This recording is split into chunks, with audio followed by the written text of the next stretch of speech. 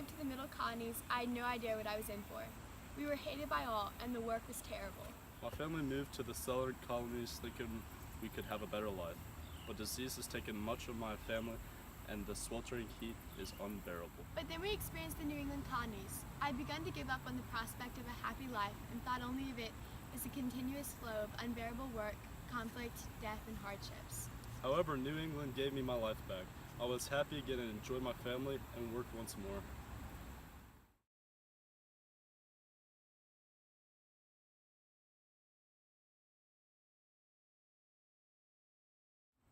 Here in the coastal city of Rhode Island, New England, I work every day with a stable job that brings a steady income to my family as a fisherman. I usually catch cod, mackerel, herring, halibut, hack, bass, and sturgeon, which I then sell at the town market. However, while I'm out fishing, I often see other men whaling or shipbuilding. I'm very thankful for my job, and ever since I have had it, my family has never gone hungry or been without a home. In the Middle Colonies, I worked every day under the blistering heat, cultivating the earth and producing crops such as wheat. My back hurts every day from constantly bending up and down and up and down. I wish only for a moment's respite, but I have to provide for my family, and this really is the only job I can find. Every day in the Southern Colonies, I have to see the wrongful and abusive use of slaves to produce products such as cotton, tobacco, indigo, and other cash crops. I work in the rice fields in muddy, nasty water. This was the only job available for me, my only option. Even the indentured servants didn't want to do this terrible work. Every day I wake up to the beautiful mountains filled with trees and the peaceful sounds of the rivers. Even though our colony is the coldest of the three, we are very fortunate in that our summers are cool rather than being terribly hot. As well, our cool temperatures help in preventing diseases, unlike the other hot colonies that are perfectly suitable for such diseases. Growing up in Pennsylvania, a middle colony, our soil was always rich and fertile.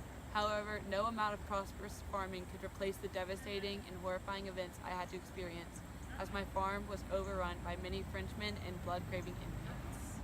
Here in the Southern Colonies, there are many areas filled with swamps, which when coupled with the insufferable heat and humidity, are perfect for breeding disease-carrying insects, which even made my daughter fall ill and eventually die. Coming to New England, I was amazed by the closeness of not only every family, but the entire town and merchants.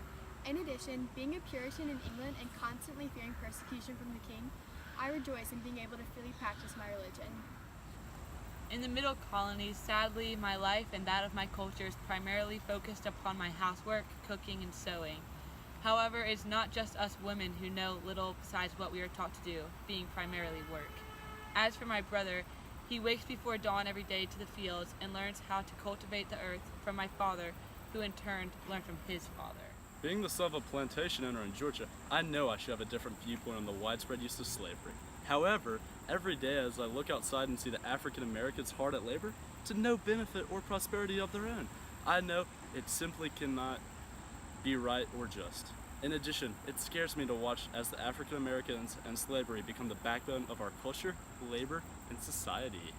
When I first moved to the New England Colonies, being a Puritan, I was allowed to vote. My cousins, being separatists, moved to Rhode Island where they, being men with land, could vote. In addition, we are fortunate enough to be democratic and have the fortune to elect our own legislator, as well as obtaining a governor, governor's court, and court system, all under the fair and just policies of democracy. Here in Pennsylvania, a middle colony, I live in constant fear of wrath from the king. When I first moved, I thought it would be great because I would not have to pay taxes. However, I soon learned the consequences of such great things. Not paying taxes has created a great dislike in the king for our colony and all members. I only want to keep my children safe and happy, but that is the one thing I fear I cannot ensure. For as long as I have stayed in Virginia, a southern colony, there has been a distinct difference between the East Virginia and West Virginia. Being poor, I lived in West Virginia and feel constantly judged and undervalued by those in East Virginia. In addition, it is only those in East Virginia who get a say in the House of Burgesses. However, there was one man named Bacon who rose against the Virginia governor for our rights. Nonetheless, there has been much conflict between the sides, one which have taken the lives of many of my loved ones. We decided to move to New England for a better life for our child. We want our child to have religious freedom and not fear being persecuted. Open up your eyes and listen. Be wise and envision a land of free religion.